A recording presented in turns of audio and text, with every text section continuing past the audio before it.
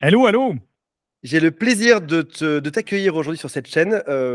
Ça fait, je pense, des années qu'on se connaît et je crois qu'une fois par an à peu près, on a cette coutume de faire une fois une interview chez toi, une fois chez moi.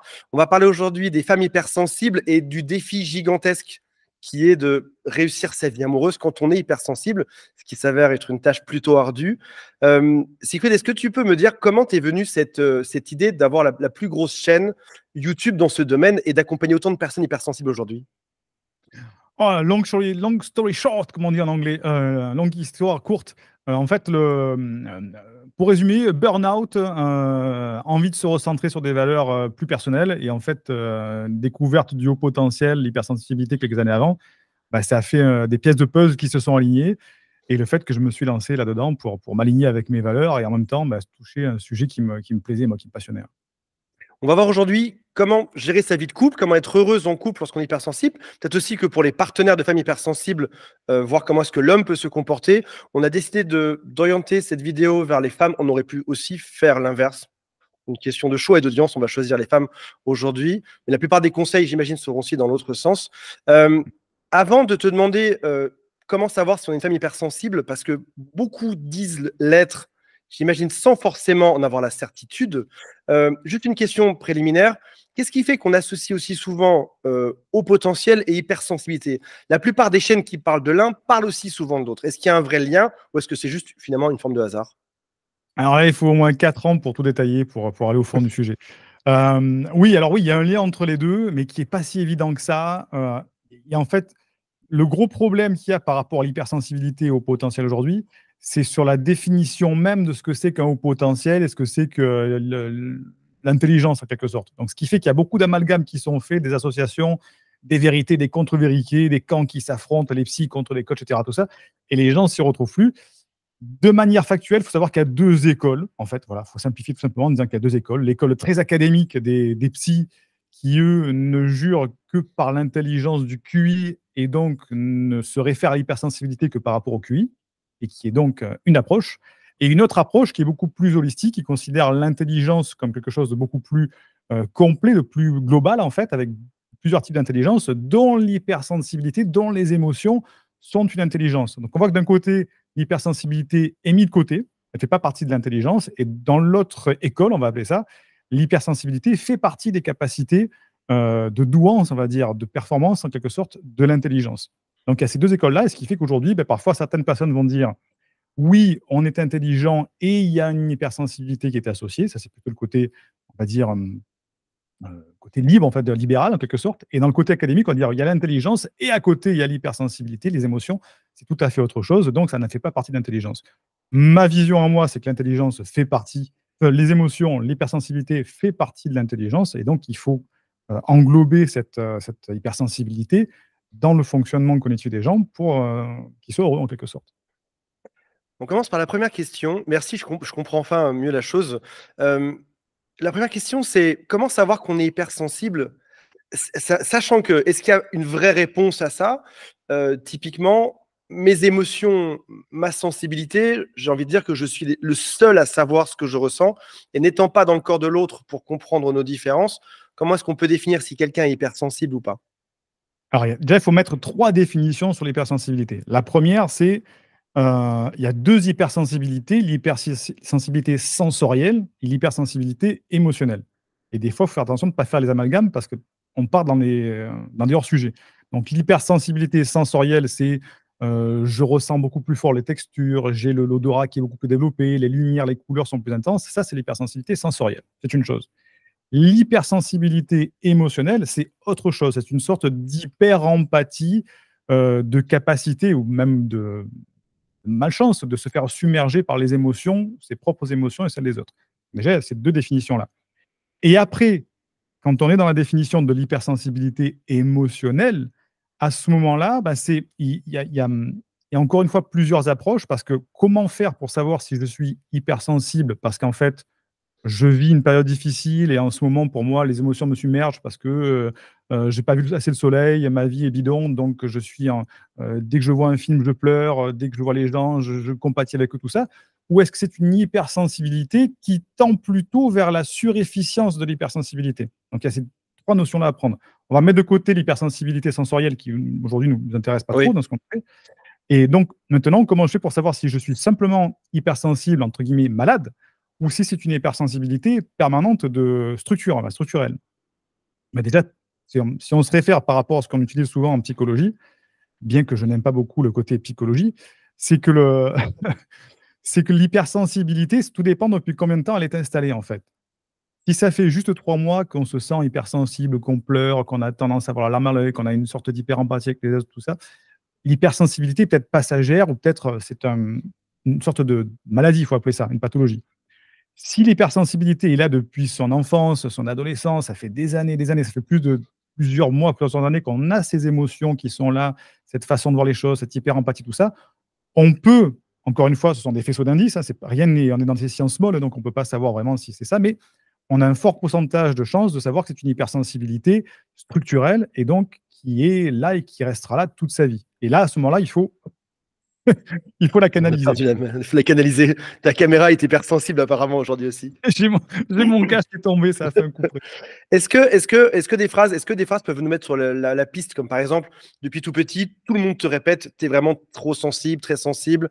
Tu as l'impression d'avoir. Est-ce que c'est quelque chose qu'on ressent déjà à la base et qui est assez fiable? Notre propre Alors, ressenti est-il assez fiable ou est-ce qu'il faut aller faire un test chez un psychologue ou dans un hôpital pour comprendre ça? alors là aussi, c'est difficile de résumer tout un sujet comme ça en quelques mots. Le problème, c'est qu'il y a plusieurs biais par rapport à ça. Le premier biais, c'est celui que tu viens de dire, ben, depuis que je suis tout petit, on me dit que je suis hypersensible. Est-ce que c'est un biais justement parce que tout le monde a dit que tu étais hypersensible, tu t'es mis à te comporter, c'est le fameux biais de, j'ai plus le nom d'ailleurs de, bref, on commence à se comporter dans l'étiquette qu'on nous a mise. Et à ce moment-là, on peut rentrer dans ce cercle vicieux. On m'a toujours dit que j'étais hypersensible, donc je suis hypersensible, donc je me comporte comme un hypersensible. Ça peut être un risque. Autre notion, tu me dis, bah, à ce moment-là, on va se faire dépister. Mais là, on rentre dans la jungle des dépistages de tout ça. Et je le répète encore une fois, on est dans une science molle. On n'est pas dans des sciences dures comme les mathématiques où 2 plus 2, ça fait 4. Là, dans les sciences molles, donc la science humaine, il n'y a rien qui est sûr à 100%. Et moi, je préfère parler d'enquête et de faisceau d'indices, en quelque sorte. Il n'y a pas un test qui va permettre de valider. Il n'y a pas une personne, un coach ou un psychologue. C'est un ensemble de faisceaux d'indices qu'on doit regrouper et voir si tous ces faisceaux d'indices convergent vers une hypersensibilité qui est présente depuis longtemps, etc., etc.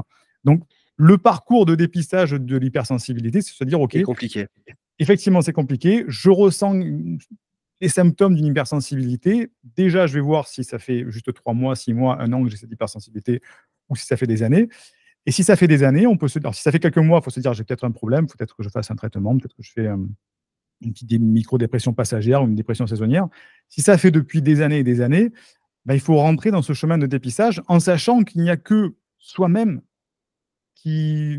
On va être les derniers à On avoir. reste maître à la fin à décider si on l'est ou pas. Le maître a décidé si on l'est ou si on l'est pas. Faire Super attention parce intéressant. qu'il y a beaucoup de personnes qui disent oui, mais non, mais moi j'ai écouté un tel qui m'a dit, l'autre j'ai fait un test avec lui, mais il m'a validé. Et on voit tellement d'erreurs de diagnostic, et moi-même, des fois, j'en fais aussi, qu'il ne faut pas se reposer sur juste un test, une personne. C'est vraiment une enquête policière. Hein. C'est le faisceau d'indices qui converge vers la preuve Ok.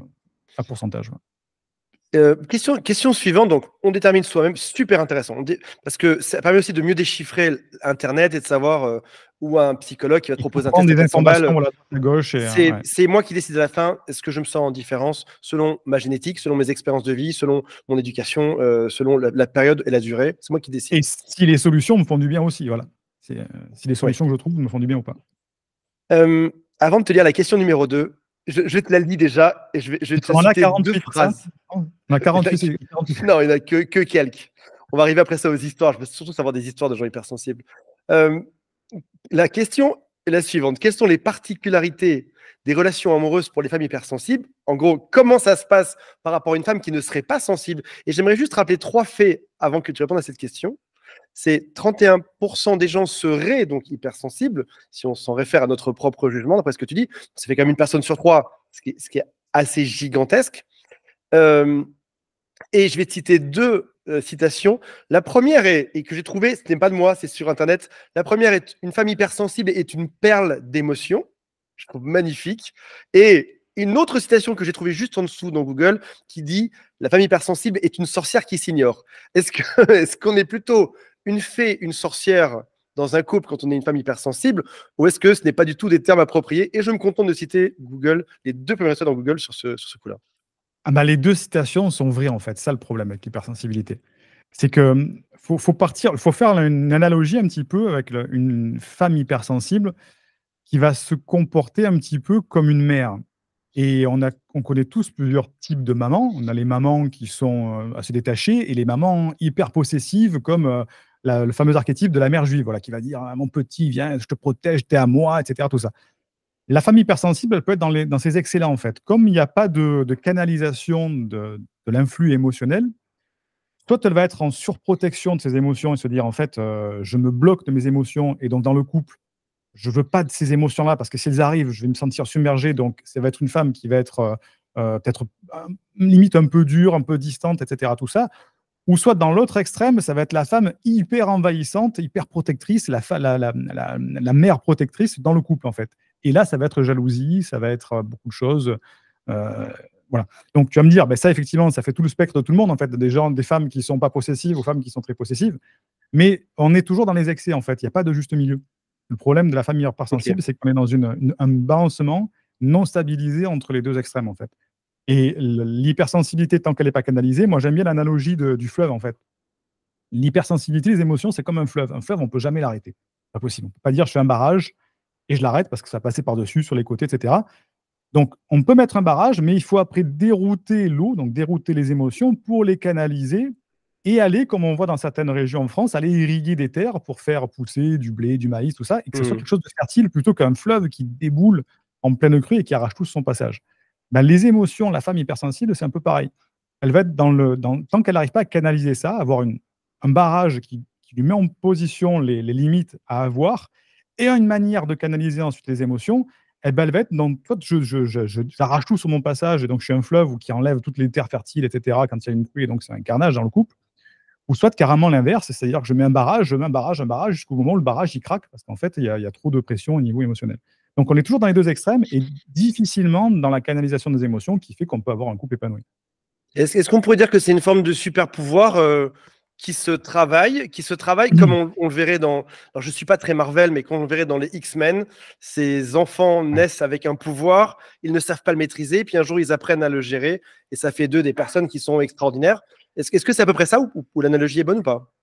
Oui, l'analogie est super bonne, c'est exactement ça. C'est un super pouvoir qu'on maîtrise pas, en fait, et c'est un super pouvoir quand il est pas maîtrisé, qui fait on se sent rejeté. Alors ça Mmh. renvoie à la différence renvoie au rejet parce que quand on est différent, on fait peur, et cetera. Ça renvoie à des réflexes ataviques, mais effectivement, c'est un grand pouvoir qui est pas maîtrisé et quand on sait le canaliser, c'est un pouvoir extraordinaire. Tu l'as dit, c'est un super pouvoir parce que derrière ça, il y a effectivement une hyper empathie dans le couple qui, lorsqu'elle est canalisée, bien sûr, hein, permet à celui qui est hypersensible de bien mieux comprendre ce que veut l'autre et ce que ressent l'autre et d'apporter un bon équilibre dans le couple.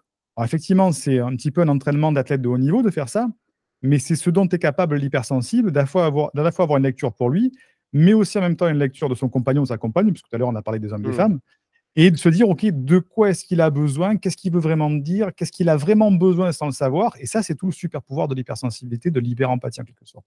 C'est d'avoir cette lecture, certains appellent ça un scan, on peut mettre le nom qu'on veut dessus, mais c'est surtout une hyper capacité à lire les émotions des autres mieux qu'eux-mêmes et Ouais. donc de se dire: «Bah, tiens, si en fait lui ce qu'il veut dans cette dispute, c'est pas se disputer, il a besoin de ça derrière, comment est-ce que moi je peux y répondre à son besoin pour plus qu'il y ait de dispute?» Et c'est là où ça devient un super pouvoir en fait. Mais tout ça ne peut arriver qu'à partir du moment où on a pris conscience qu'on avait une hypersensibilité, qu'on a réussi à la canaliser, faire la paix en soi avec les émotions, les canaliser pour arriver à ce super pouvoir, ça ne vient pas comme ça d'un coup de claquette, comme ça. D'accord, donc c'est quelque chose qu'on travaille. On en reparlera quand on arrivera plus sur le sujet du couple. C'est quelque chose qui se travaille et on pourrait même quasiment dire un homme pourrait poser la question, ou en tout cas observer des signaux, savoir est-ce que ma femme a déjà travaillé dessus dans sa vie, ou même au moment de la rencontre. Est-ce que c'est une hypersensible qui s'ignore et qui n'a jamais fait ce travail et ça va être catastrophique, ou alors est-ce qu'elle a déjà travaillé dessus et dans ce cas-là, c'est maîtrisé, ça va. Il y a aussi, donc, il y aura aussi une lecture de l'autre, de se dire est-ce que Mmh. la personne que j'ai en face de moi sait gérer ce pouvoir ou pas. Bah, là, on vient vraiment sur des bases, c'est pas spécifique aux hypersensibles, hein, sur les relations de couple de base, c'est-à-dire arriver à avoir ce juger de la personne qui est en face de soi. Tout à l'heure, tu disais, Est-ce qu'une femme hypersensible, il n'y a pas une sorcière qui sommeille en elle? Ben si, justement aussi, c'est ça le truc. Parce qu'en fait, une femme hypersensible qui n'est pas canalisée, ça peut devenir une véritable sorcière parce qu'en fait, elle va être dans d'autres excès bien plus néfastes dans le couple. Et donc, de la jalousie, Oui. un mal-être, entraîner le couple dans la dépression, des trucs comme ça. Parce qu'en fait, c'est sa façon à elle de se protéger de ses émotions, en fait. Donc, Donc ça fait en fait, ça fait des amplitudes émotionnelles dingues qui font que quand ça va bas, ça va très bas, d'où le terme sorcière et je suis désolé, vraiment, je cite juste Google, c'est pas sans jugement. Donc soit ça va bas, ça va très bas, soit ça va haut et ça va très haut, c'est beaucoup d'amour aussi, donc ça va dans les 2 sens, j'imagine. c'est les deux sens. Et pour juger, alors si tu poses la question, j'imagine, quand je rencontre une personne pour la première fois, comment savoir si elle a une hypersensibilité? C'est Oui, ça, en fait, la oui, question. exactement. Bah, là, malheureusement, il y a que le temps qui est là pour donner la bonne réponse. Alors, c'est sûr qu'effectivement, quand on a une bonne lecture du non-verbal, qu'on a une certaine expérience de l'humain, c'est plus facile de repérer si une personne est plus ou moins stable au bout d'une heure de discussion. Mais pour ceux qui n'ont pas cette capacité-là, il n'y a que le temps qui va nous dire si c'est le cas ou pas, parce qu'un hypersensible, que ce soit un homme ou une femme qui n'est pas canalisé, comme tu l'as dit, il va faire des yo-yo émotionnels Oui, cycliques. Et donc, faut pas se dire: «Tiens, ça fait un mois, c'est génial, on se marie, on s'achète une maison, on fait un enfant». Parce qu'en un mois, on n'a pas le temps de voir les cycles émotionnels d'un hypersensible. Donc, il vaut mieux oui, laisser le temps, au temps de se faire pour voir si pour effectivement il observer. y a des problèmes d'hypersensibilité et de cycles comme ça émotionnels qui reviennent sans arrêt. Et en général, ça arrive au bout de quelques mois. Donc c'est pour ça que quand on a déjà eu des problèmes dans un couple avec un partenaire hypersensible, et cetera, il vaut mieux se dire: «La prochaine fois, je prends le temps, je ne suis pas pressé, donc je laisse au moins quelques mois, voire, quelques années avant d'installer quoi que ce soit de définitif». Ce que j'appelle Oui. définitif, moi, c'est soit des enfants, soit un mariage, l'achat d'une maison, des trucs comme ça. Donc, il faut laisser le temps de se révéler, quoi. On dit pour beaucoup de enfin, pas de pathologie, mais de spécificité. On dit qu'il y a une partie de génétique, une partie d'apprentissage dans l'enfance, une partie des expériences de vie. Il y a l'une des théories, en tout cas, qui dit là-dedans que sur la partie, la troisième qui est, enfin, sur l'enfance, la deuxième, je veux dire, la deuxième qu'on a, c'est-à-dire comment est-ce qu'on peut le devenir étant enfant. On dit que si on a des parents qui sont particulièrement peu expressifs ou absents, donc soit absents physiquement, soit absents mentalement, par exemple, tu as une mère dépressive, donc qui n'est pas là mentalement, et tu as un père qui travaille beaucoup, qui n'est pas là physiquement, tu dois développer en tant qu'enfant ta capacité à mieux capter les émotions des autres, parce qu'en face, tu n'as rien. Comme si tu t'entraînais plus à décoder l'autre, et c'est ce qui créerait l'hypersensibilité quand on arrive à l'âge adulte. Ce serait l'une des raisons. Est-ce que c'est vrai ou est-ce que j'invente? Il y a plein de théories comme ça qui sont expliquées sur les causes de l'hypersensibilité, l'origine de l'hypersensibilité. Et quand on creuse bien, quand on ponce bien le sujet, on se rend compte qu'en fait, il y a pas de règle absolue pour ça, parce qu'en fait, des fois, tu vas te retrouver avec, 2 enfants qui ont eu les mêmes parents et un va devenir, un ultra hypersensible, l'autre va devenir, quelqu'un de sans émotion. Enfin, j'exagère, quoi, les 2 extrêmes dans une même famille. Donc ça, c'est un petit peu le contre-exemple de beaucoup de théories qui te disent: «Oui, c'est parce que les parents étaient comme ci, oui, c'est parce qu'il y a eu manque, c'est Ok, parce qu'il y a eu trop», et cetera. C'est vrai que la partie de génétique, elle existe. En tout cas, il y a une théorie là-dessus qui tend à être vérifié avec des expériences qui ont été faites avec de l'IRM fonctionnel où on arrive à mesurer l'activité du cerveau en temps réel et se rendre compte que alors c'était des études qui ont été faites sur des personnes à haut potentiel qui avaient aussi potentiellement une hypersensibilité. On se rend compte qu'il y a des particularités génétiques quand on remonte dans l'arbre généalogique. Et donc, il y a une structure de base qui serait propice à ça. Mais bon, c'est un petit peu comme dire, voilà, tu as un ordinateur Mac et un ordinateur Windows. Il y a pas le même matériel à l'intérieur, mais bon, après, ça se construit avec les logiciels qu'on va mettre dedans. Donc, effectivement, de la base, il y a une structure qui est propice à ça. Mais tout ça, c'est vraiment le parcours de vie, en fait. C'est plus l'expérience de vie qui fait que, bah, l'hypersensibilité, va s'exprimer ou va se refouler ou au contraire, elle va être équilibrée. Et là, il y a pas, enfin, de mon point de vue, de ce que j'ai vu, de ce que j'ai étudié, des personnes que j'ai accompagnées, il y a pas de règle absolue là-dedans. Chaque ok. parcours de vie est différent et amène sur une conséquence différente. Donc c'est compliqué de dire: «Ça vient de là, c'est la faute à ci» ou un truc comme ça. Il y a ma question suivante, c'est si jamais je suis perchiste sur un set de cinéma, que c'est moi qui prends le son et que mon la sensibilité est au maximum, j'imagine bien que je vais entendre le bruit au bout de ma perche au maximum. C'est un peu comme ça que je vois l'hypersensible. Ça va forcément venir influencer le choix d'un partenaire amoureux, si là on parle de cœur et Mmh. non pas de perchiste. Est-ce qu'on peut voir une forme de généralisation de quelque chose qui se passe quel partenaire va choisir un hypersensible? Alors, c'est une bonne question, parce que l'hypersensible, effectivement, tout ce qui y va, c'est un petit peu comme quand tu dis, bah, tiens, j'ai mal à la tête, bah, c'est sûr que je vais pas me prendre une cuite sur le mal à la tête. Et en fait, Mmh. dans le couple, c'est j'ai déjà l'hypersensibilité qui est entre guillemets handicapante ou qui me fait souffrir d'une manière ou d'une autre. Donc, je vais pas me mettre avec quelqu'un qui va encore plus me faire souffrir de cette hypersensibilité. Et en général, encore une fois, c'est des généralités, hein, les personnes hypersensibles vont avoir tendance à essayer de trouver une sorte de stabilité, de personnes sur laquelle se reposer et sur laquelle ils ou elles vont totalement faire confiance, en quelque sorte. Et donc, on se retrouve avec, encore une fois, beaucoup de biais par rapport à ça, hein, parce que l'hypersensible va avoir tendance à trouver un partenaire avec qui il va beaucoup se livrer, avec qui il va être en totale transparence au niveau de ses émotions, de ses faits, et cetera, tout ça. Et malheureusement, on tombe encore une fois dans certains biais de perversion narcissique, de personnes qui profitent justement dans le couple de cette transparence, de cette liberté, de ce total lâcher-prise qui fait que la personne se met en totale vulnérabilité parce qu'elle a besoin de se livrer et de faire confiance à quelqu'un. Donc, on tombe dans un. Voilà, l'hypersensible va avoir besoin de stabilité, de confident, de confiance, d'atmosphère, de confiance. Quand c'est la bonne personne, c'est génial. Quand c'est pas la bonne personne, c'est un carnage. Et on tombe sur les manipulations perverses et le côté narcissique. Donc, il y a des tonnes de combinaisons desquelles il faut être très méfiant quand on est une femme hypersensible. Tu as raison, hypersensibilité et perversion narcissique. Tu tombes face à un homme qui te dit exactement ce que tu veux entendre, qui te traite à ton rythme, et donc tu te sens au paradis, et puis il devient super dur. Et comme tu es Mmh. hypersensible, tu tapes le mur encore plus vite que qui C'est que ce soit ça. derrière. On peut aussi voir j'imagine, des couples comme un hypersensible avec une personne qui serait hyposensible, quelqu'un qui montre peu. C'est quelque chose que je vois assez souvent. Une femme hypersensible rencontre un homme qui est très peu démonstratif, pour elle, ce serait un plaisir de pouvoir être la seule à analyser ce qu'il veut dire avec son peu de mimique, ou le peu d'expression de son visage ou de sa voix, parce qu'elle sera capable d'entendre ça. Ouais, carrément, c'est ça. Mais ça rejoint ce que je te disais sur le fait qu'en fait, elle va pas rajouter en plus Oui. d'émotions dans ce couple-là. Donc effectivement, quelqu'un qui est beaucoup moins expressif, beaucoup plus passif au niveau des émotions, c'est tranquillisant pour un hypersensible parce qu'en fait, c'est calme, tu vois? Il y a pas de surlecture, dès qu'il me bouge un peu l'œil, c'est j'ai compris. Enfin, quelqu'un qui est ultra expressif pour un hypersensible, c'est un petit peu comme se mettre dans un concert de rock, en fait. Tellement d'expressions non verbales qu'en fait, chaque truc qu'il va faire ou qu'elle va faire, tu vas dire: «Ça correspond à ça, ça c'est ça, mais en fait, tu as voulu dire ça». Et en fait, on est épuisé au bout d'un moment. Tandis que quelqu'un qui est super calme, super relax, qui a pas trop d'expression, tout ça, c'est un petit peu comme écouter de la musique classique, en fait. C'est beaucoup plus apaisant et ça permet d'avoir une lecture beaucoup plus fine, reposée, tout ça dans le couple et ça équilibre, en fait. C'est pour ça que les taxis écoutent du jazz, j'imagine. T'es stressé en taxi, t'écoutes du jazz, ça vient compenser. Et Ça est-ce que tu as sans citer de nom, est-ce que tu as une histoire ou tu as vu des choses qui t'ont surprise dans des couples créés avec d'une femme hypersensible et d'un autre profil, un couple catastrophique ou un couple très beau? Peut-être un peu les deux, comme ça on aurait à peu près la vision de ce que ça peut devenir en pire ou en bien.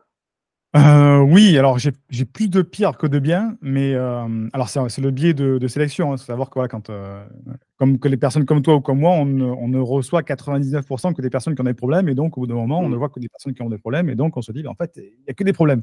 Donc des anecdotes, je vais plutôt généraliser sur les anecdotes, c'est-à-dire que beaucoup de personnes, de femmes, surtout de femmes, un peu moins d'hommes, de femmes qui ont d'énormes problèmes de confiance en elles et qui ne retrouvent plus, qui n'arrivent plus à faire de couple, en fait, par rapport à ça. Donc ce qui fait que ces femmes hypersensibles ont été déçues une, 2 ou 3 fois et donc c'est pas vraiment une anecdote, c'est le fait que certaines personnes, se disent: «Non, moi, c'est en fait, j'arrête là, en fait, je jette l'éponge parce qu'en fait, trop compliqué pour moi le couple. J'ai besoin d'amour, mais j'ai tellement peur Est-ce que de c'est retomber un dans un repli sur elle, à se un dire: repli, ouais. «J'ai tellement souffert, ça a été tellement été violent que je préfère vivre seul». Ce qui se comprend, Ouais. encore une fois, si on prend le perchiste qui est mis trop fort, il reste seul, il y a plus de bruit en tout cas. C'est ça, mais en découle une perte de Mmh. confiance qui et là, c'est l'anecdote, qui impacte tous les domaines de leur vie, en fait. Et en fait, c'est une sorte de château de cartes en pyramide inversée, en fait, sur lequel repose la relation de couple, en fait. Et comme la relation de couple n'est pas construite, il y a une perte de confiance pour cette relation de couple qui fait effondrer tout le château de cartes de la confiance en soi dans tous les domaines de leur vie. Et en fait, ce sont des personnes qui ont fait écrouler le château de cartes. Et en fait, dans quelques domaines de leur vie que ce soit, comme elles n'ont pas réussi à canaliser ce couple, cet amour, les émotions, etc., tout ça, ben en fait, au niveau professionnel, ça s'effondre aussi. Au niveau social, ça s'effondre aussi. Et en fait, tant qu'on ne canalise pas ça, ça touche tous les Mon domaines de leur Dieu. vie. En fait. Si vraiment il y a une anecdote voilà, tirée de tout ça, une généralité de tout ça, c'est que les personnes que moi je vois et qui vont mal tombent dans cette dynamique négative de château de cartes inversé. Après, donc, tu me disais, d'un autre côté, un côté positif, parce qu'il faut quand même bien contrebalancer. Euh, alors, j'ai pas d'autre image que mon Il va y propre avoir couple. du lourd. Si tu réfléchis autant, c'est que tu réfléchis à quoi sortir ou pas.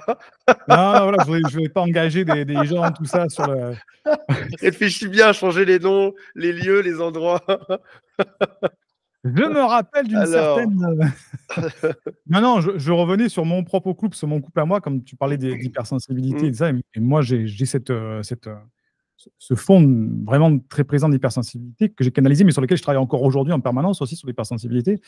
Mais c'est là où ça devient un super pouvoir. Alors, c'est pas pour me jeter des fleurs, hein, mais c'est que on se rend compte que cette hypersensibilité, quand on la canalise, quand on la comprend et quand on l'utilise, c'est vraiment un super pouvoir pour son couple. Parce que, par exemple, moi, tu me connais mon couple, ça fait plus d'une vingtaine d'années, 22 ans, je crois qu'on est ensemble hmm. maintenant. Et on a toujours réussi à garder ce plafond de stabilité. C'est-à-dire qu'on n'est pas en bas, c'est-à-dire dans un couple qui est là depuis 20 ans, mais qui se fait chier, on est là par habitude, quoi que ce soit. On n'est pas dans le couple qui brûle la chandelle par les deux bouts, mais on est dans ce plafond de bonheur. Alors, c'est très prétentieux ce que je dis là, hein, mais de bonheur qui fait que l'hypersensibilité a une énorme place dedans parce que moi, c'est cette hypersensibilité qui je pense, hein, m'aide à garder un couple équilibré en quelque sorte. Parce que je ressens très vite quand ça va bien, quand ça va mal, ce qu'il faut faire, des moments où il faut rien faire, des moments où il faut parler, des moments où il ne faut pas parler, des moments où il faut laisser le torrent de disputes se vider et cette hypersensibilité, c'est un super outil, enfin, c'est un super outil, c'est un super don pour un couple qui dure longtemps, justement. Pour un couple qui veut garder la communication, bien sûr, parce qu'il y en a qui veulent faire des couples pour autre chose, mais pour des couples Ça qui veulent devient une rester. capacité à mieux cerner l'autre et à savoir où il en est et ce qu'il veut. C'est ça. Mais par contre, c'est vrai que moi, pendant des années, je suis tombé avec des femmes aussi qui n'étaient pas terribles, enfin pas terribles, qui étaient pas alignées avec ce que moi j'étais, parce qu'elles n'avaient pas cette maîtrise de ce que c'était que la lecture du non-verbal, des émotions, du fonctionnement, etc., de la psychologie humaine. Donc, comme tout le monde, moi, je me suis fait avoir et je me suis mal comporté certainement avec d'autres femmes. Mais je sais qu'aujourd'hui, avec un peu plus de maturité, avec les cheveux qui tombent aujourd'hui, ben, cette maîtrise, c'est vraiment l'hypersensibilité peut être un lion pour le couple. Est-ce que vous avez un safe word Est-ce qu'il y a un mot tout d'un coup quand ça déborde, quand tu sens que ça monte ou quand Anaïs sent que ça monte, est-ce qu'il y a un stop, genre Ben ananas non, et là, il faut partir. Quand quelqu'un dit ananas, il faut que chacun aille dans son ah, coin, il faut que tu aies baladé le papaye, chien un quart d'heure. papaye, urgence, papaye, Papaye. papaye, papaye. Non, justement, on n'a pas ce genre de mots-là parce qu'en fait, on a et Anaïs a cette hypersensibilité aussi, c'est une femme qui est très hypersensible aussi, a cette capacité de lecture pour justement ne pas envenimer les choses, justement. Et en fait, de notre propre lecture mutuelle, en fait, on arrive comme ça à canaliser les hauts, les bas, les moments où il faut qu'on parle, les moments où il faut qu'on ne se parle pas, etc. Et on se le dit après, on en parle après, mais on a cette lecture parce qu'on a cette capacité de bien comprendre les émotions de l'autre, ce que c'est que l'hyper-empathie, cette Donc, compréhension, en fait. ce que je réalise en t'écoutant, c'est que avant de faire cette interview, j'aurais pensé qu'une hypersensible aurait dû être avec quelqu'un qui était un peu moins sensible. En réalité, même deux hypersensibles peuvent être ensemble à partir du moment, enfin, en fait, plein de profils peuvent être avec un hypersensible, à partir du moment où c'est canalisé, travaillé, et on Voilà, sait et c'est ce qu'on verra après, à partir du moment où on sait exactement. réguler ses émotions. Si on sait le Mm. réguler, on est compatible avec plein de gens, et même deux hypersensibles, ça peut être même encore plus fort pour se Et c'est comprendre, génial. parce qu'ils savent chacun lire l'autre. C'est génial, mais comme tu viens bien de le dire, il faut que tout ça soit canalisé encore. Voilà, si tu as deux torrents de fleuves en crue qui se rencontrent, mais c'est un carnage. Voilà, ça détruit tout, ça détruit les villages, ça détruit les bords de la mer, tout ça. Quand c'est canalisé, là, ça devient constructif, c'est intéressant. Mais c'est un long chemin. Et est-ce que du coup, c'est aussi des gens qui peuvent être un peu plus manipulés? C'est-à-dire que c'est quand même une faille qui est évidente, tu vois, l'hypersensibilité. Tu sais qu'il y a deux, trois sujets qui vont rendre l'autre fou. Est-ce que c'est pas des bombes qu'on peut jeter de temps en temps lorsque l'autre nous énerve? Tiens, mais au fait, Ah tu ouais, sais très bien qu'il y a deux, trois mots tout simples qui vont le rendre fou. carrément, carrément. Le paradoxe des hypersensibles, c'est qu'à la fois, ils ont ce super pouvoir, mais c'est un petit peu le talent d'Achille, on va dire. Voilà, c'est ça. Dans Shield. Ouais. c'est le fait qu'il y a cette capacité ou cette incapacité à gérer ses émotions ou à les faire remonter hyper vite. Et donc, comme tu le dis, ça peut être un mot, un regard, une manipulation, un petit truc qui, pour quelqu'un de normal, ça va pas Ce être serait terrible, ouais, rien. c'est pas bien grave, c'est pas grave, voilà, il m'a dit ce mot-là.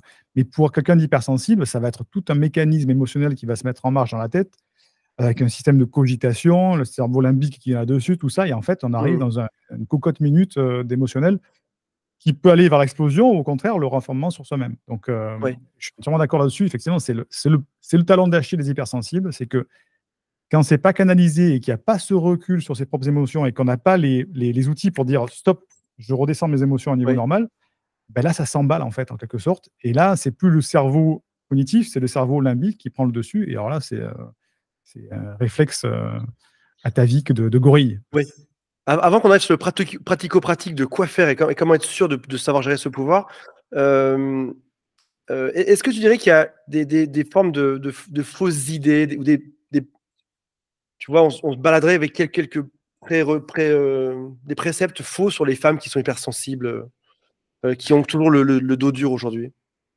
Oui, oui, oui, il y a plein de fausses idées parce que enfin, souvent on met ça dans des gros archétypes, des grosses cases de fonctionnement. Et il faut savoir que ben, la science humaine, c'est plein de nuances en fait. Donc, une femme hypersensible ou un homme hypersensible, on va toujours se représenter ça comme quelqu'un qui a la larme à l'œil, qui pleurniche ou qui va être trop sensible en regardant des films, de la musique ou dans des relations, les enfants, tout ça. Et donc, on les place comme des personnes qui sont souvent des personnes faibles en quelque sorte. Des personnes Oui, qui vont être beaucoup plus faibles que la moyenne au niveau de ça. Alors qu'en fait, c'est totalement l'inverse. Ce sont des personnes qui ont tellement souffert de ça, qui intérieurement ont une grande force en eux, mais qui n'arrivent pas à exploiter quand les émotions ne sont pas canalisées. Mais le jour où ils savent canaliser ces émotions-là, ils ont tellement eu l'entraînement de haut niveau derrière pour résister à mmh, ces émotions, etc., qu'en fait, quand ils les canalisent vraiment, ce sont des personnes hyper stables après derrière. Et donc, on est carrément dans le phénomène inverse, des personnes qui peuvent être hyper, comment dire, pas rigoureuses, mais hyper solides, hyper stable, hyper forte en quelque sorte. Et c'est un autre basculement en fait, carrément. Et on ouais. passe de la personne qui a l'air totalement faible, on dit oui, lui il est hypersensible ou elle est hypersensible, donc ah, ça va, c'est bon, Ou elle les a encore fameuses une phrases de: «Tu en fais toujours trop, tu exagères, tu en tu en fais rajoutes, trop, tu exagères, tu as tu encore, pleures toujours», tu perds toujours, ou là tu en fais toute une histoire alors qu'en fait c'est pas grave tout ça. Ou en fait, on en arrive à un autre extrême quand tout ça est vraiment bien canalisé parce qu'il OK. y a cette capacité On en arrive dedans, à ouais. la question essentielle. Quel est le début alors, on n'a pas le temps de faire une thérapie de 100 heures aujourd'hui. Quelles sont les premières pistes sur lesquelles tu pourrais mettre une femme hypersensible pour arriver à transformer cette malédiction en super pouvoir ou pour améliorer son super pouvoir aujourd'hui? Alors, il y a 2 étapes. Premièrement, il faut savoir que cette hypersensibilité, pour la canaliser, c'est comme le sport, il faut s'entraîner à ça. On peut pas Ah bon? dire: «Demain matin, tu cours un marathon de 40 minutes, de 40 kilomètres, pardon», c'est pas possible. Bah, l'hypersensibilité, tu vas pas dire: «Tiens, tu fais ces 2 trucs, machin, cette respiration et puis demain, tu ton hypersensibilité est canalisée». Il faut s'entraîner parce que notre cerveau a une magnifique capacité qui est la plasticité cérébrale, qui fait qu'il peut modifier son fonctionnement, modifier ses réflexes, mais c'est comme un muscle, ça demande plusieurs semaines, parfois plusieurs mois.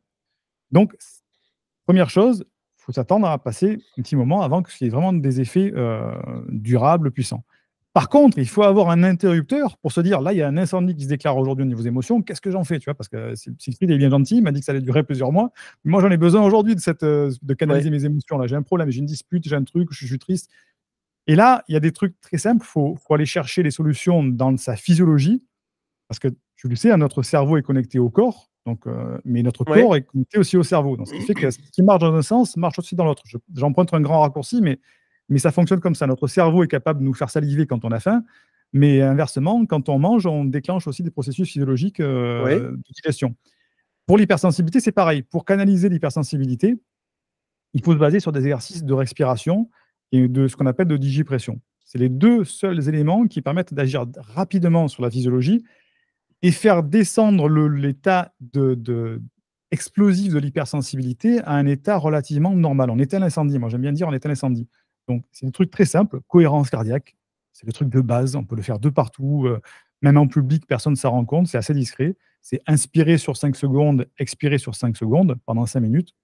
Ça, c'est le truc de base pour se dire là, je me sens pas bien, là, il y a un conflit, je me pose, j'inspire 5 secondes, je compte jusqu'à 5, j'expire jusqu'à 5. Voilà. Même pendant la dispute, commencer à faire une cohérence cardiaque, parce que tout ça, ça va déjà redescendre de 3 ou 4 points l'intensité. Et après, il y a tout ce qui est digipression. La digipression, c'est hérité de l'acupuncture, en fait. C'est masser certaines zones de son corps. Donc, on a des trucs très simples au niveau, par exemple, de la main. Ici, on a un point d'acupression qu'il faut masser comme ça pendant 60 secondes dans le sens d'une montre. Pareil sur l'autre main, comme ça. Et là, ça libère tout ce qui est intestinal, tout ce qui est oppression thoracique, etc.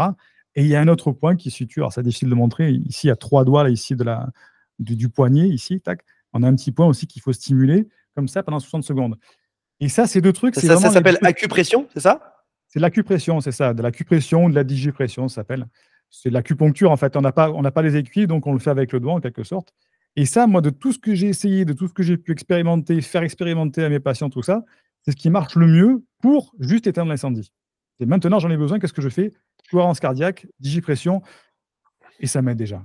Voilà. Après, il y a plein d'autres mécanismes, qu'est-ce qu'il faut dire, pas dire, la communication non violente, etc. etc. Mais ça, c'est des trucs qui s'apprennent et qu'on ne peut pas, demain matin, je ne peux pas le mettre en place. Voilà. Ok, alors, pour tous ceux qui sont arrivés jusqu'ici, pour savoir qui est encore présent ou pas, mettez en commentaire acupression. Bon courage pour l'écrire. En commentaire, on sent que vous êtes arrivé jusque-là. Pas ocupression, hein, c'est acupression. C'est pas la même heure. Écrivez le défaut d'orthographe, on sent que vous êtes arrivé jusque-là. Donc ça, c'est la partie physique. Génial. Physiquement, cohérence cardiaque, acupression, je vais essayer tout à l'heure. Je vais me renseigner dessus. Génial. Au passage, il y a une formation aussi que je vais mettre en lien, ta formation, qui s'appelle, et j'ai le nom juste devant moi, qui s'appelle Hypersensible, analyse tes émotions, qui est juste dans la description de cette vidéo. Maintenant, j'imagine qu'en 2 temps, je suis dans un couple, je suis hypersensible, je suis une femme, je fais ces exercices pour aller mieux. Il y a probablement aussi l'autre à avertir sur la manière de se comporter avec moi. Si je prends sur moi et que j'implose à chaque fois que ça arrive, évidemment, ça finira par, non pas imploser, mais exploser quelque part dans ma vie. Comment est-ce qu'on prévient les autres, que ce soit en couple, son mari, son copain, ou même à son travail? Comment est-ce qu'on prévient les autres sans pour autant qu'on nous rabâche encore une fois, c'est encore une excuse, t'es trop sensible, etc. Faut travailler sur toi. Comment est-ce qu'on le dit? C'est une bonne question et c'est très compliqué. En fait, moi, il y a plusieurs écoles. Moi, je ne suis pas pour l'annoncer. C'est le même problème, par exemple, chez le haut potentiel, mais c'est le même problème. Même pas son partenaire? C'est pas évident parce que c'est quelque chose qui peut être mal interprété et mettre dans une ambiguïté qui peut être malsaine, en fait, en quelque sorte. Donc, de dire, tiens, attention, parce que moi, je suis quelqu'un d'hypersensible, je suis une femme hypersensible, de suite, l'autre va biaiser son comportement pour essayer de s'adapter, parce qu'au début, quand on se met en couple, on essaie de faire en sorte que l'autre se passe bien, quoi.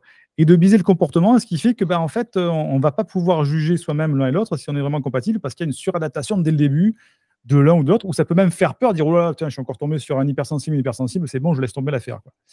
Donc, de mon point de vue, mais ce n'est pas une vérité absolue, je ne suis pas pour le dire de suite. Je suis pour laisser passer un premier temps, voir comment ça se passe, est-ce qu'il y a une compatibilité de tout ça sans rien dire.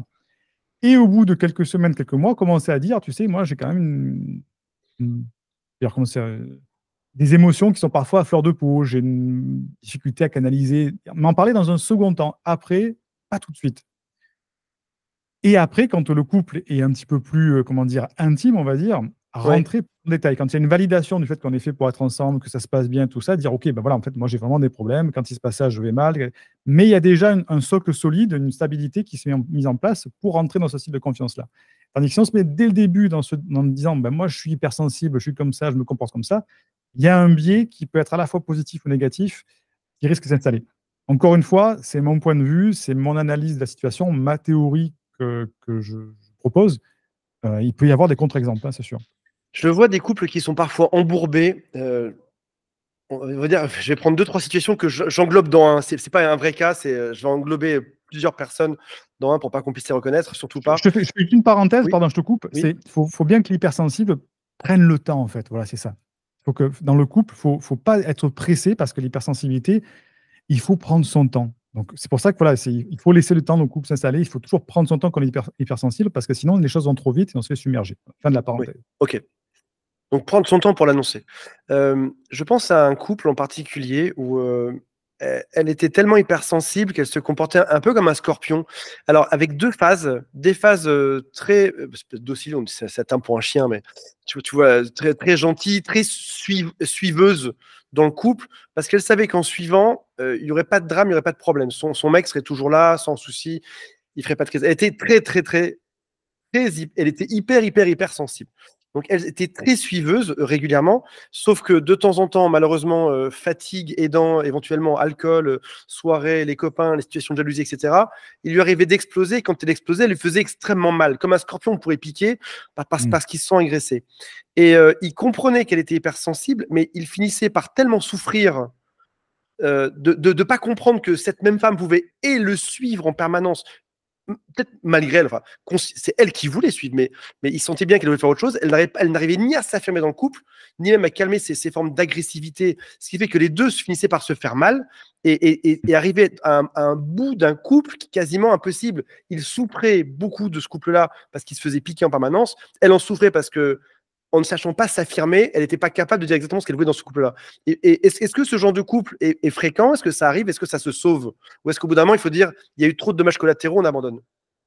Bah, c'est la problématique que je t'expliquais en fait. C'est-à-dire qu'il faut que laisser passer ce laps de temps quand on est un nouveau couple pour s'installer assez d'intimité pour pouvoir parler de ça. Mais une fois qu'on est installé dans cette intimité et qu'on en parle, c'est là où il faut vraiment le travailler en fait dans le couple.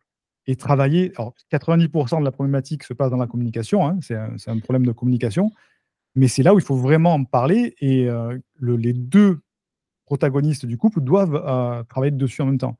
Et le problème des couples qui sont hypersensibles et qui vont mal, c'est que justement, comme je le disais, il y en a un qui ne s'exprime pas, qui n'arrive pas à s'exprimer, qui explose d'un coup parce que c'est pas possible, ou inversement, qui se met en dépression parce voilà, et parce qu'en fait, il n'y a pas eu de communication qui s'est installée par rapport à cette problématique qu'ils ont passagère, parce que ça se règle après. Oui. Donc oui, les couples, et là on rentre vraiment dans, c'est pas spécifique aux hypersensibles, c'est même tous les couples, hein. À partir du moment où il n'y a pas une communication saine et non violente dans le couple, bah, le couple il est mené à exploser, c'est sûr. Parce qu'il y a, Donc il y a les des... deux, en fait, c'est ça, tu as raison. C'est pas que le partenaire de la femme hypersensible qui doit parler, c'est les deux. La femme hypersensible Deux. aurait dû Ah aussi ouais, mieux parler, et c'est juste qu'elle était c'est les deux. submergée par une forme de stress permanent qui fait qu'elle répétait les mêmes choses, et ils ont C'est fini les par deux, se c'est les lasser. deux. Moi j'aime bien faire le parallèle entre le sport de haut niveau. Quand tu La fais un boxe sport et le avec couple, j'aime le bien boxe et le la couple, boxe voilà. taille, la boxe de rue Ah, et il le faut- couple. Ah, j'étais parti sur des sports beaucoup plus souples. Moi, je pense par exemple à l'aviron où on est par exemple parfois À des fois deux l'aviron. sur un bateau. On se bat pas, heureusement, mais bon. Mais moi, un vieil entraîneur de la vieille école me disait toujours, Cycrit, tu sais, dans un bateau, soit vous progressez ensemble, soit le bateau il pourra pas avancer en fait, parce qu'il y en a un qui va ramer plus fort que l'autre, et donc le bateau va dériver à droite ou à gauche, et vous n'arriverez jamais à l'arrivée. Et le couple, c'est un peu pareil. S'il y en a un qui progresse, qui va être d'un coup se dire, tiens, moi, il faut que je travaille mon hypersensibilité, je vais tout lire, je vais faire toutes les formations, j'apprends tout ça, blablabla, et je deviens un fou de l'hypersensibilité, savoir comment la gérer, tout ça, c'est génial.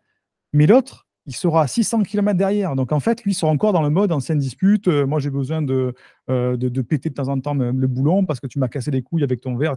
Voilà. Et il y aura un décalage qui fait que le couple, il va bifurquer à droite ou à gauche et il Il n'arrivera faut que les jamais. deux progressent en même temps, c'est ça que tu dis? Il faut que les deux Il faut avancent en même temps? absolument que les deux avancent en même temps Deux, c'est pas que un, c'est les deux. sur la Super communication, intéressant. sur le développement même de base, hein. Voilà, on ne peut pas dans un couple se permettre d'en mettre un sur le côté. Et c'est l'erreur grave. Mais moi, j'ai fait super gaffe tout le temps.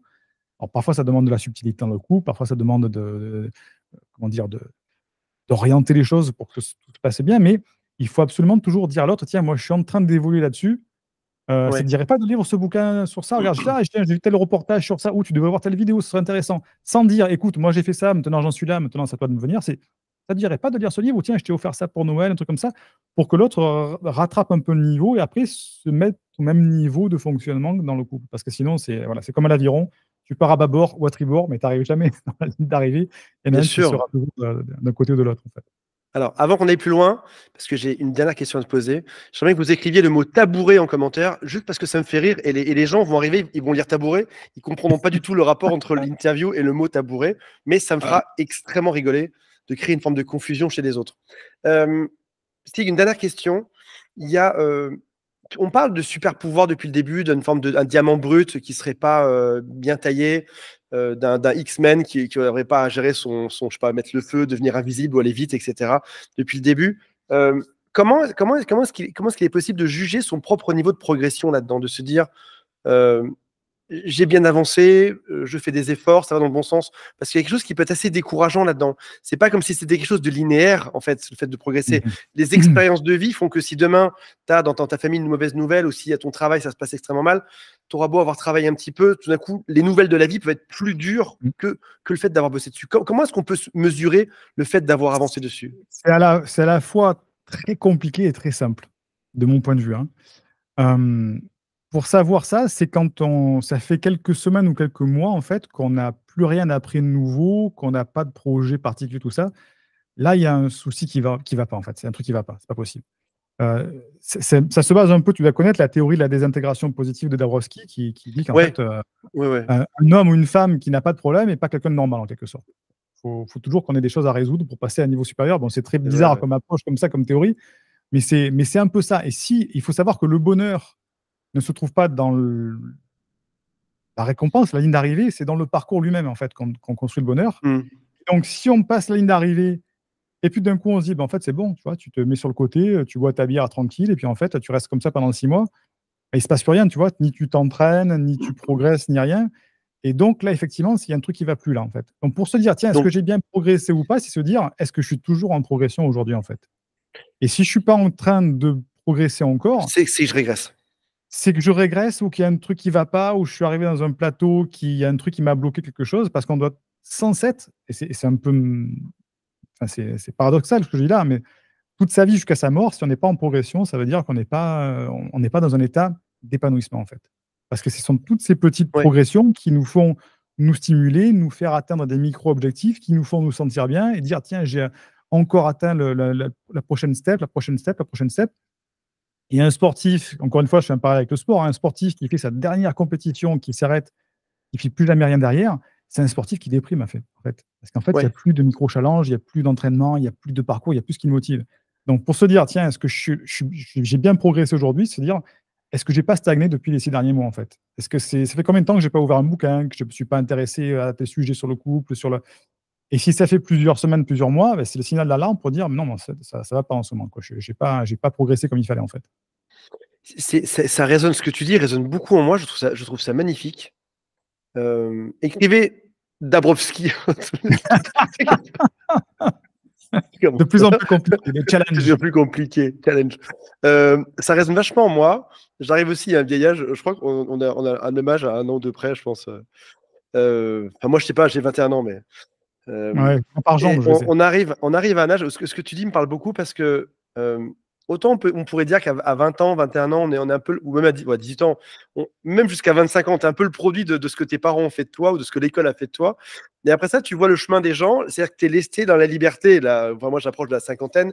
Tu es lâché dans la liberté, c'est qu'est-ce que tu vas faire de ce temps? Et c'est marrant parce qu'avec les années, il y a des copains que tu ne revois pas tout le temps directement. Tu les revois des fois longtemps après. Et tu Mmh, vois qui progresse. Et c'est marrant exact. aussi bien Ouais. en tant qu'humain, tu vois. Moi, il y a des amis, je leur dis souvent, alors quand c'est positif, quand c'est négatif, je n'ose pas leur dire, mais je leur dis bravo, tu as bien avancé, tu as su gérer tes peurs, tes anxiétés, ton truc de vie, tu es là vachement plus serein. Il y a des gens, ça se voit qu'au fil des années, ils bossent, ils avancent, et d'autres, tu vois qu'ils avancent pas. Tu vois, ils ont les mêmes Mmh, problèmes qu'il y a 5 ans, 10 ans, 15 mmh, ans. Et de la même manière, je dirais que dans un couple qui marche, c'est probablement un couple où on avance tous les deux, comme tu dis, la métaphore de la barque ou de l'aviron, elle est très bonne, c'est qu'on avance un couple, si jamais tu avances ensemble vers quelque chose et que tu traces ta route à deux, évidemment que ton mec il ira pas voir ailleurs ou ta femme il ira pas voir ailleurs. Vous êtes dans un chemin qui est super vertueux, qui avance. Et mmh, probablement que si dans ton couple, tu as l'impression que ça fait 5 ans que ton mec t'a pas écouté ou 10 ans qu'il se passe plus rien, mais même probablement parfois même 6 mois, tu vois. C'est peut-être que ton couple n'avance pas et que vous comprenez pas et que vous êtes plus des colocataires aujourd'hui que des gens qui avancent ensemble dans la même direction. Ça, il faut non plus que ça devienne une forme de truc rigide, paranoïaque où je dois avancer sinon je ne serai plus rien. mmh. Tu peux aussi avancer à ton rythme tranquillement et te balader dans la vie. Mais en tout cas, ouais, progresser, avancer et partager à deux, c'est super intéressant. Ouais. Ouais, mais je trouve que moi, la métaphore, l'analogie avec le sport est toujours plus évidente à comprendre pour monsieur et madame tout le monde, parce qu'en fait, quand on parle de psychologie, de développement personnel et sciences humaines, ça paraît très flou, très compliqué, très complexe, tout ça. Et quand on le ramène sur du C'est très sport, passif-agressif parce que je viens enfin de comprendre grâce à ta métaphore et je suis monsieur et madame tout le monde. Allez, vas-y. Je passe sous un tunnel. Siegfried a été ah, ça coupé. j'entends Désolé. rien. Désolé pour cette fin d'interview. On le voit plus, on l'entend plus. Désolé, on ne t'entend plus. Non, tu Non, non, disais. mais c'est pas pour toi, mais c'est qu'il y a plein de gens qui en fait ont du mal à comprendre. Et voilà, ça y est. Allez, ça suffit maintenant. Oh, la saleté. Alors, pour Non, les gens non, qui ont un mais faible QI, l'aviron, ça marche toujours très bien. pour ces gens-là qui ont un faible QI, là, qui ont un QI à 2 chiffres, tu leur expliqueras d'ailleurs, parce que je leur parle pas, moi, ces gens-là, d'ailleurs. Je leur adresse pas la parole. Non, La métaphore marche, mais c'est vrai qu'elle marche pas particulièrement bien. Bon, sur moi, en non, tout mais cas, c'est vrai. pour une fois, j'ai compris. Et Ouais. moi, je sais que parfois, les clients que j'ai en consultation, qui ont toujours plus de 2 chiffres de QI, sinon je leur parle pas, je leur fais de l'analogie avec le sport, justement, parce que c'est ultra simple à comprendre, en fait. C'est ultra simple. C'est Alors vrai, qu'en ouais. fait, la science humaine, c'est trop compliqué. Je dois être déjà, il y a la fausse croyance de je dois être un expert pour comprendre la science humaine. C'est pas vrai. Fais une analogie avec les activités physiques, le sport, tu comprendras mieux. Ouais. Et l'aviron, tu vois, c'est pareil. On a chacun une rame, chacun de son côté. Comme tu dis, s'il y en a qu'un qui progresse, le bateau, il tourne en rond. C'est Ouais. celui qui a la rame la plus forte qui va faire tourner le bateau et on tourne en rond, en fait. Donc, J'ai un test que j'utilise dans beaucoup de vidéos. Je me permets de le remettre ici aujourd'hui. Pour savoir, tu sais, c'est toujours ce syndrome du colocataire. Des fois, tu es juste coloc avec ton mari, mais t'en sais rien en fait, parce que ça fait 20 ans que vous êtes ouais. ensemble, mais vous dormez ensemble, une fois par de temps en temps, vous faites un peu des trucs intimes, mais vous êtes juste coloc. Et des fois, pour vérifier si on est bien sur la même longueur d'onde, la test que j'aime bien, c'est de dire à l'autre, je ressens X quand tu fais Y. Je ressens Mmh. de la peine quand tu dis quand tu fais tel type de blague sur moi devant tes amis. Mmh. Je ressens une forme de souffrance quand tu me demandes pas si je veux manger ce soir avec toi ou pas. Quand tu manges sans nous, je ressens ça. Et juste voir en Mmh. face, l'idée étant même pas tellement de résoudre le point, juste voir en face à quel point l'autre aura de l'empathie pour toi et va essayer Mmh. de te comprendre et te rendre plus heureux, ou te dira des choses comme c'est toujours pareil avec toi, tu en rajoutes toujours, ça va jamais, etc. Mais rien que ça, rien que ce genre de phrase est un très bon test. Je sais juste savoir si on est bien, parce que visualiser maintenant le bateau, ça, je le vois bien, mais dans le couple, visualiser si on est bien ensemble, bien connectés, ou si on fait semblant d'être ensemble, il y a encore quelque chose de compliqué. Ah, c'est bien, tu le ramènes, c'est super intéressant. Tu leur ramènes un truc vachement pragmatique et en fait, c'est de la CNV détournée en forme de test en fait. Et je trouve Ouais. ça super fascinant. Ouais. Très bon test. Hein, ouais. Et Carrément. qu'est-ce qu'on peut faire d'autre avec son partenaire? C'est peut-être aussi, alors peut-être sans forcément devenir un extrême, aller à toutes les conférences de Tony Robbins. C'est peut-être d'autres choses. Peut-être en effet, ouais, lire des livres. C'est un super conseil aussi, ça, lire des livres ensemble, de se demander ce qu'on en a Alors, pensé. c'est très compliqué à l'ère de TikTok de dire lire des livres aujourd'hui. C'est très compliqué. Ça devient de plus en plus compliqué. S'abonner au même TikTok, peut-être, du coup. Abonner au même Réduire un TikTok, peu peut-être. l'objectif. Ouais, peut-être, c'est peut-être ça. Ouais. Euh, un des trucs, moi, que j'aime bien mettre en place, c'est de savoir s'emmerder ensemble, en fait. C'est pas très positif ce que je dis là, en fait, hein, mais c'est de se dire, est-ce que j'ai encore passé 1 heure avec mon compagnon, ma compagne, toute seule, sans rien faire, à côté, sans qu'on se soit fait chier ou dire, ah, putain, ça m'a gonflé, quoi. Enfin, tu vois, ou j'en ai marre de sa respiration ou de son Hmm. glacement de dents. Et voilà. C'est passer 1 heure. Est-ce que tu arrives à passer 1 heure comme ça avec ton compagnon ou ta compagne et se dire, ben, j'aime bien me faire chier avec lui ou avec elle, en fait. J'aime C'est ça, en beau, ouais. fait. Et si tu en arrives à ce point-là, ça veut dire que ça va. Si dans cette heure-là, c'est déjà arrivé ou ça est déjà arrivé à ceux qui nous écoutent de se trouver dans une pièce avec quelqu'un au bout de 10 minutes et de ne pas le C'est supporter parce que insupportable. Ouais. putain, il se gratte le nez, son bruit même m'énerve. Il y a des gens comme ça, on ne peut plus supporter. Moi, ça m'est arrivé souvent. Je ramène encore au sport. Il se gratte la barbe. Le mec est super passif-agressif. Ah, Il se j'avais des gratte la barbe coéquipiers, comme moi depuis 5 minutes. voilà, il gratte comme ça et ça fait du bruit avec sa barbe. Et voilà. Mais si tu arrives à avoir dans le couple 7 heures tranquille où tu fais rien chacun de ton côté et tu prends plaisir, c'est que ça va bien. Si ça va pas bien ou que ça commence à t'énerver, il y a un stress qui monte ou il y a une sorte d'angoisse de l'ennui qui monte, ben là, peut-être qu'il faut se poser des questions, se dire, tiens, il faudrait peut-être que je trouve des solutions ou qu'on trouve des solutions dans le couple, peut-être discuter, parler, mettre de la communication. On n'en a pas parlé, mais 90% des problèmes dans le couple se règlent avec de la communication. Et Ouais. donc, c'est peut-être le moment de s'intéresser à comment communiquer dans le couple pour que ça se passe bien, exprimer, libérer sa charge émotionnelle et avoir un couple sain. Dernière question. Comment est-ce qu'on en sort du bourbier qui fait que on communique mal, on commence à moins supporter l'autre, ou même des fois, un seul des deux fait l'effort, que ce soit toi ou l'autre, un seul des deux fait l'effort et on n'arrive pas à se reconnecter. Qu'est-ce qu'on fait? Alors, on partage des choses, on bosse ensemble, mais lorsqu'on est juste dans une espèce de phase c'est pas du stonewalling ni du silence radio, mais on est juste gentiment déconnecté et on sent qu'il est encore temps de faire des efforts pour se reconnecter. Il est encore temps. Il y a un truc super simple, super efficace. C'est faux. Alors, je vais modérer ce que je veux dire. Il faut se séparer, il faut prendre des vacances. Ah ouais. Ça peut être un week-end, tu vois. C'est-à-dire, OK, ben moi, je vais passer un week-end là-bas, et puis toi là-bas, ou tiens, je pars une semaine là-bas, et toi, tu restes. Enfin, et parce que le manque crée l'envie, en fait.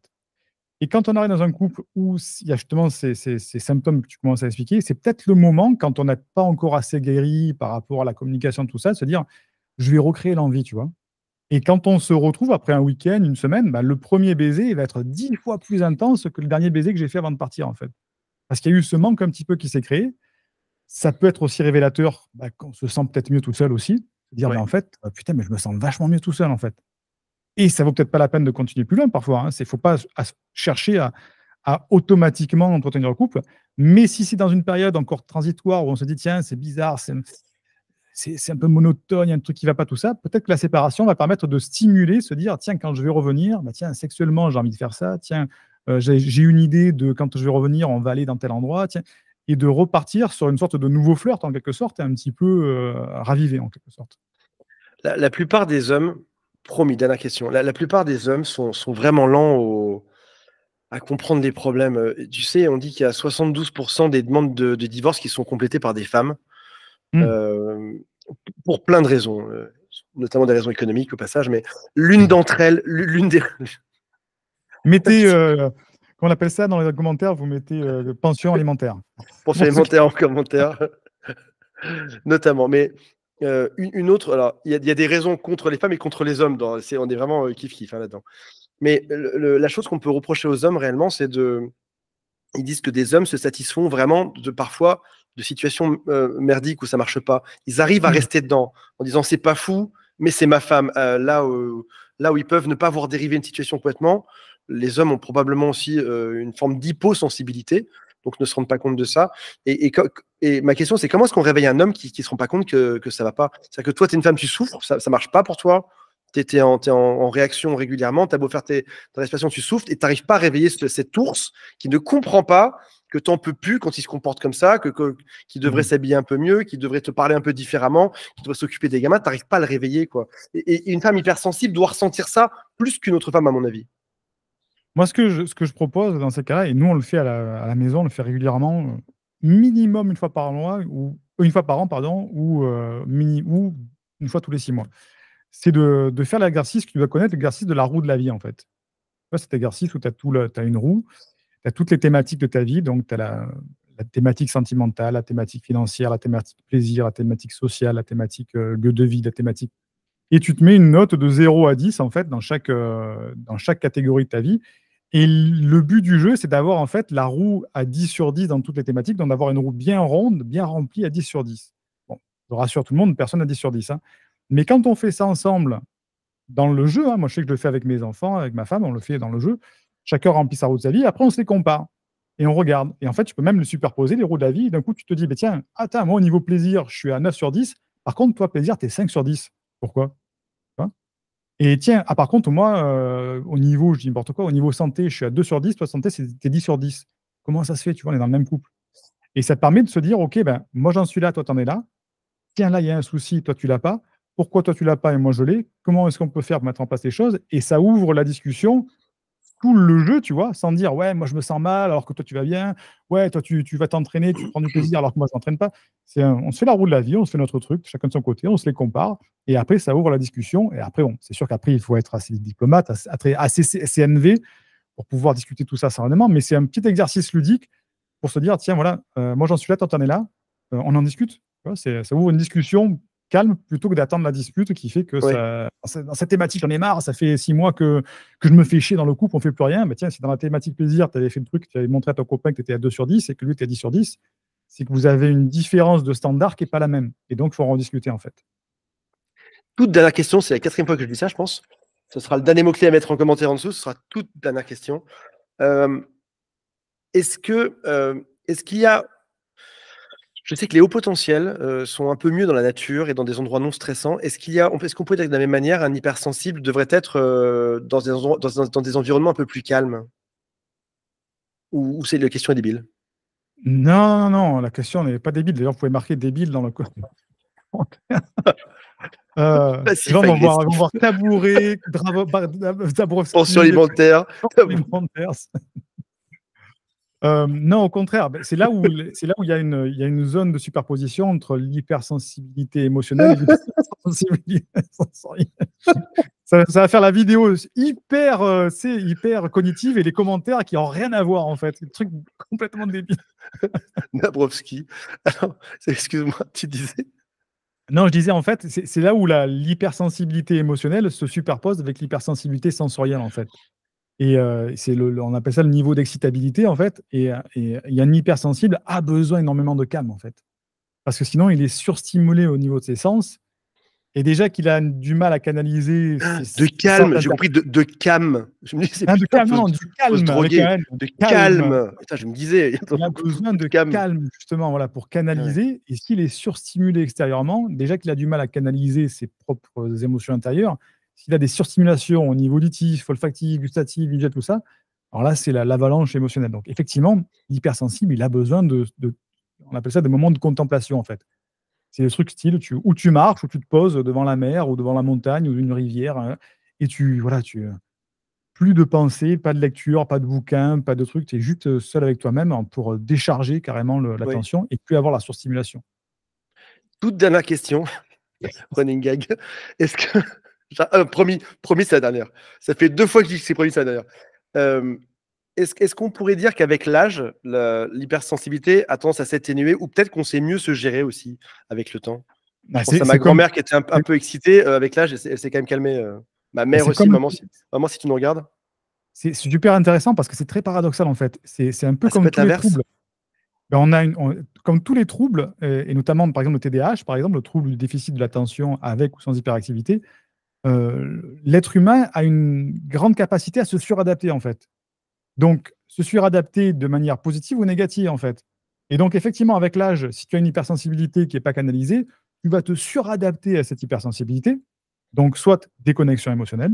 Je prends les deux extrêmes, hein. Déconnexion Oui. émotionnelle, c'est qu'en fait, on a du mal à ressentir les émotions, le côté vivre l'instant présent, l'anniversaire de son enfant, mais tu ne prends pas vraiment de plaisir, tu ne sais pas pourquoi tu ne prends pas de plaisir, tu dis c'est bien, mais en fait, parce qu'il y a une déconnexion émotionnelle, en fait. On n'arrive plus à se connecter, c'est une sorte de forme de protection.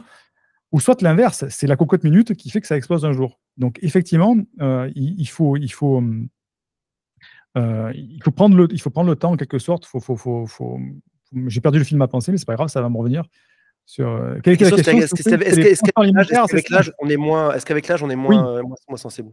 voilà. Et en fait, on a cette suradaptation qui fait que vaut mieux ne pas se suradapter, justement, canaliser le truc. Parce qu'effectivement, de manière naturelle, on peut très bien dire, moi, j'ai 50 ans, mon hypersensibilité, ça va, c'est bon, elle ne me gêne plus aujourd'hui. Alors qu'en fait, c'est une cocotte minute intérieure qui fait Ouais. qu'elle est toujours là.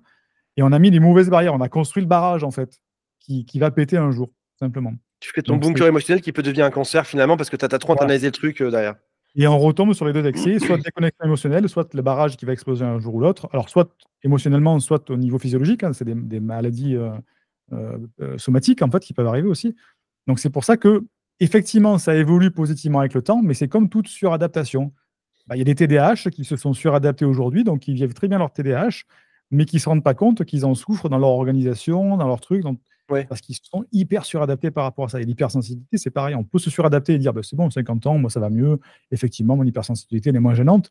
Mais derrière, on a peut-être une déconnexion émotionnelle qui s'est mise en place. Et donc, on profite moins de la vie, en fait.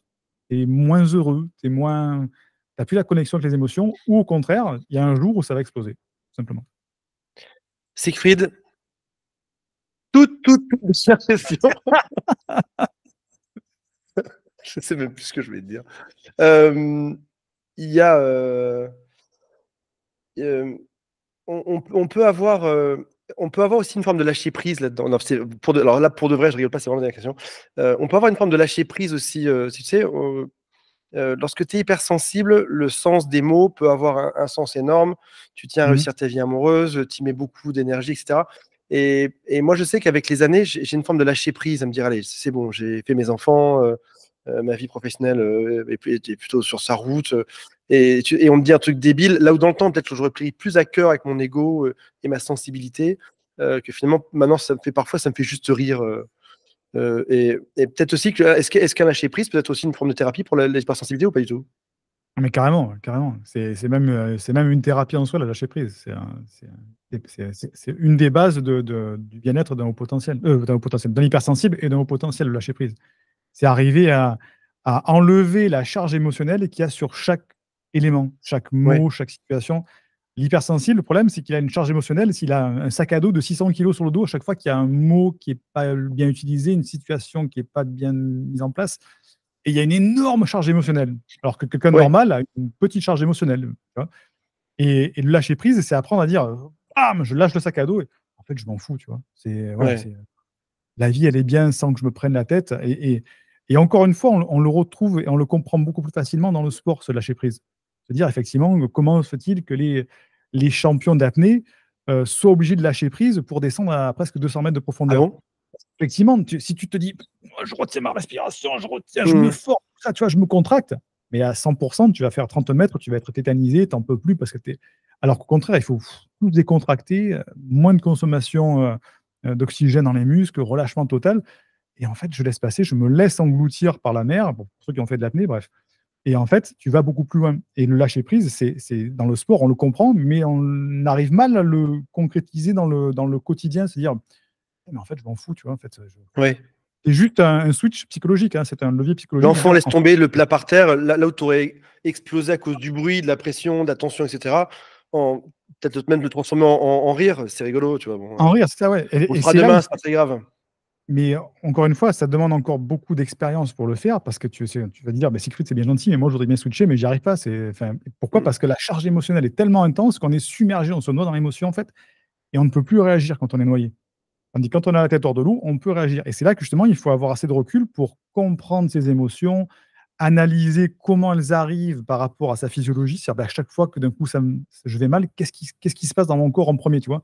Est-ce que j'ai un frisson? Est-ce que j'ai une boule ici? Est-ce que Ouais. j'ai mal là? Et, apprendre, justement, c'est ce qu'on apprend pour se libérer émotionnellement et pour se canaliser, c'est à décrypter tout ça pour justement anticiper et mettre en place les processus pour que ce ne soit pas envahissant en quelque sorte. Mais On oui, a vu, on a vu beaucoup de pistes aujourd'hui. C'est vrai que dans les dernières, même avoir un peu d'autodérision sur soi et sur sa vie, carrément, dédramatiser ouais, ouais. les problèmes en se disant, allez, j'ai loupé ça aujourd'hui, eh ben, on réessayera demain et tant pis. Ouais, rire, être curieux aussi, être curieux du reste, rire, Mais ça, transformer. c'est paradoxalement, c'est le paradoxe de l'expert sûrement, hein, c'est que va dire ça à quelqu'un qui vient te voir en cabinet, qui vient te dire: «Je vais mal, j'en peux plus, je» tu dis: «Mais ça va, lâche prise», tu vois? Il va te dire: «Mais vous êtes fou Évidemment, quoi?» évidemment, évidemment. Dire: «Mais comment vous voulez que je lâche prise, quoi?» Parce que pour lui, il n'en est pas à ce niveau d'éveil de comprendre que c'est ça qui va l'amener au bien-être. Il faut d'abord qu'il comprenne ses émotions, qu'il comprenne comment les canaliser, tout ça. Et au bout d'un moment, comme le sportif de haut niveau, il va dire: «Mais en fait, il faut tout simplement que je lâche prise, en fait». Ouais. Mais ça, c'est voilà, va le dire à quelqu'un qui est au tout début du chemin, il va te dire: «Il est bidon, c'est un coach, un thérapeute, il est fou, il me dit que je dois lâcher prise, mais comment je fais? Enfin, moi, je me sens en train de me noyer. Comment tu veux que je me Mais ça, ouais, lâche ouais. prise, lâche prise! Mais Non, lâche ah prise, non, mais je veux pas lâcher prise!» clairement, Donc le c'est lâcher compliqué prise de dire ferait ça, ouais. l'objet d'une autre interview énorme sur le sujet, Ah ouais, clairement, carrément, clairement. ouais, Merci, carrément. merci pour ton temps. Non, je plaisante. Merci pour ton temps. C'était un plaisir de t'avoir. Et puis, je mets le lien pour te retrouver juste sous cette vidéo. Ce sera dans la description de la vidéo et dans le premier commentaire. On te retrouve bientôt. Si jamais il y a assez de commentaires, assez de likes, il sera réinvité. Il sera réinvité. Mais on marche à l'applaudissement. C'est comme les très grandes stars. Plus tu applaudis, plus tu likes, plus il y a de chances que cette personne revienne. Merci Siegfried. C'est un plaisir.